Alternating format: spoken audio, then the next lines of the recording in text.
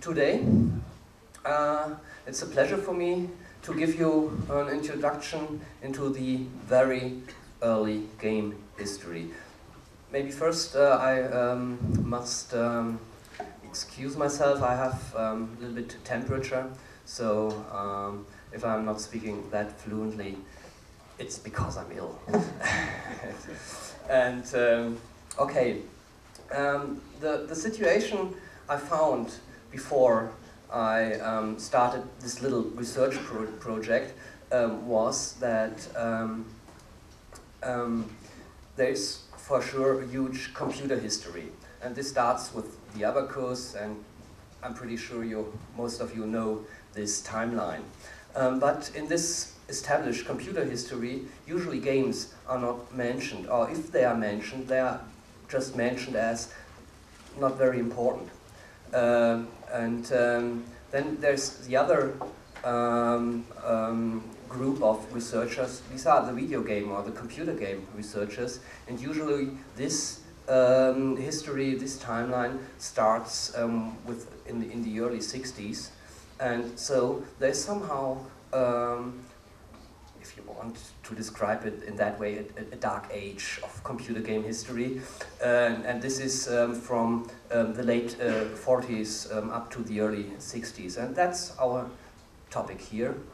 And I compiled some informations, and what I'm doing here is now to tell you a little bit about the computer history. I'm pretty sure I must tell you that much, but I focus on games. That's the new thing, that I structure everything into the direction of games. All right. So please, if you have any questions or comments, feel free to express it instantly. Yeah. So this is usually one of these little stories which were told from the computer historists. These fake, these Schachtürke. This is the fake machine. It's meant to be a machine which can beat humans playing chess, but actually it's just a fake. There's a dwarf sitting in this machine, and this is a quite famous story. So the inventor of the Schachtürke gets very famous in his time, and also this story is very well known in this timelines of computer history because it's a nice story, and but it shows that that they tried, or that there is a wish before computers exist that humans can play against machines. At this time, in the 18th century, for sure, the technique was not that far developed, was not existent, and so it's just a fake. But the wish was already there, and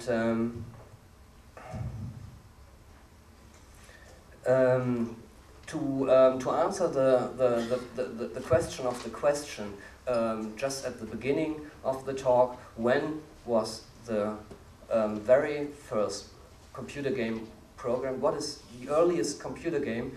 It's somehow a simple answer. The long computers exist, the long exists computer games. So the problem is more to find documents about these early games, and I have found some documents I will show you right now, and the interesting thing is that I found every aspect which is connected in nowadays with computer games. Science, okay, it's not the most important aspect, but it becomes an important aspect more and more. Business, for sure, it's making money, and fun. It's entertaining people. These three aspects I found very early, and I want to give you now examples for every of these aspects. And I want to start with science. And if I tell you about games and science, so if I say games, I mean computer games. then I must I must tell you about chess and about noughts and crosses. So these are the two games which were very important for the people who built these early computers.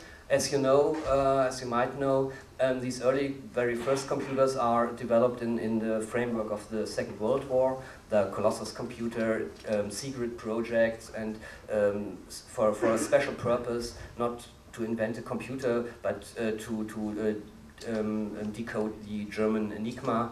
And so these were the first computers. For sure, we also have here in Germany Konrad Zuse.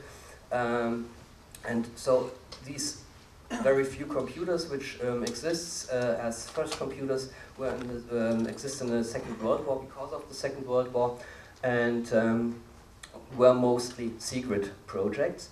And so this is one problem why I was not able to found very early. Examples very early means in the 40s, in the time during the Second World War. But as you can see, the history of computer chess, these started very early in 1940, and they are one of the big names in computer history, Claude Shannon. The other one is Alan Turing in UK. These both were very interested in making a machine which can play chess. And I used the occasion of a very nice online exhibition at the Computer History Art Museum in California to show you one or two documents which show why they are interested, and this is somehow astonishing.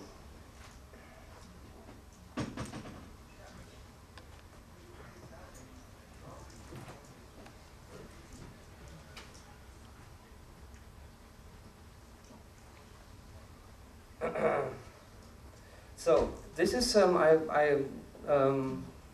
this is a very good exhibition. I suggest, if you are interested, to go a little bit deeper into the chess history, to have a look at this. And yeah, what I want to show you here now is here you see this is the Schachtürke also, and then they Shannon and others did paper programs in the early 40s. They wrote chess programs, and because there were no computer which can execute these programs, they did it by themselves, and so they compete against each other. They calculating their own programs by their wetware, and to figure out which program is the best, and so that shows that that the wish to make computers play is a very early wish. It's earlier than also the first computers. And here you see there's one picture. This is the document of this entry 1940. They also build machines. These are somehow dedicated. These are somehow dedicated gaming consoles, if you want it that way. So this machine only could play chess and nothing else. But for sure, these machines were far away to be a serious competitor for a human. And to answer the question why they have such a strong interest in making a computer play, I would like to show you one other text of Claude Shannon, and there he explains how computer chess programs should look, and he also explains why they are for the scientists from interest. And it's this one here: programming a computer to play chess. It's published 1950 It's written 1949, and I just show you the beginning of it, and that's surprising. It's so I'll make it a little bit bigger.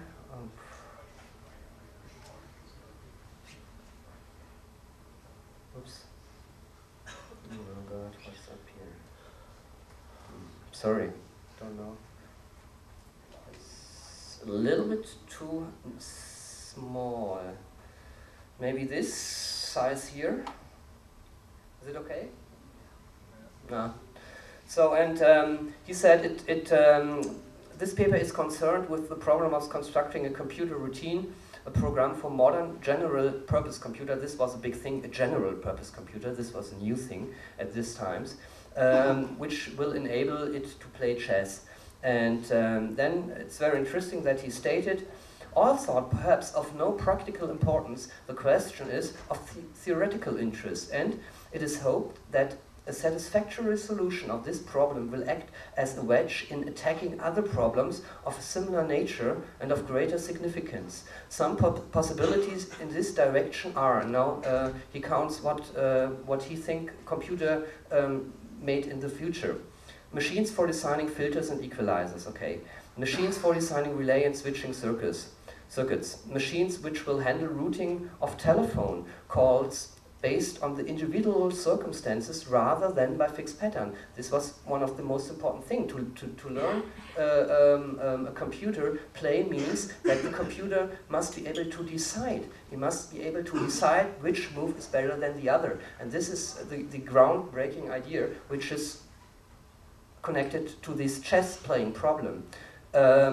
Machines for performing symbolic, non-numerical mathematical operations. So for sure, computers are only symbolic if you have not the skills like you have. So for me, they are 100% symbolic. Machines capable of translating from one language to another. Machines for making strategic decisions in simplified military operations. And machines capable for orchestrating a melody. That's an interesting point also. We will have a very nice example at the end of the talk. And machines capable of logical deduction. So, and as you can see, this is a really broad and but very right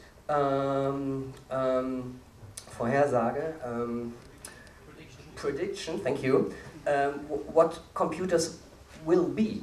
And that this is so strong connected to chess is one of the interesting founds I did in this little research project. Okay, let's go back.